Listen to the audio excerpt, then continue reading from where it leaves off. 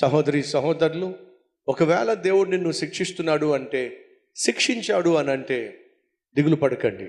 నిన్ను బహుగా ప్రేమించాడు కాబట్టి నువ్వు తప్పిపోకూడదని, నువ్వు నరకానికి పోకూడదని, ఆయనకు శాశ్వతంగా దూరం కాకూడదని ఆయన మనల్ని శిక్షిస్తాడు. ఆర్థిక ఇబ్బందుల ద్వారా శిక్షిస్తాడు, అనారోగ్యం ద్వారా శిక్షిస్తాడు, అనేక ఆపదల ద్వారా, అనేక అవమానాల ద్వారా దేవుడు మనల్ని శిక్షించి తన వైపుకు ఆకర్షించుకుంటాడు. ఇది దేవుని యొక్క విధానం.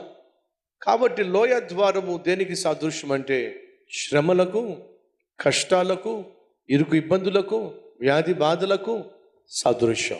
ఇవన్నీ కూడా మన జీవితంలో అవసరం, కొన్ని సందర్భాల్లో అత్యవసరం. యోనా దేవుని మాట వినలా, ప్రేమగా చెప్తే. ఎప్పుడు విన్నాడు? ప్రాణం మీదకి వస్తే. అర్థమైందా? మనలో కొంతమందికి దేవుడు ప్రేమతో చెప్తే వినే తత్వం లేదు, ప్రాణం మీదకి వస్తేనే వింటాం.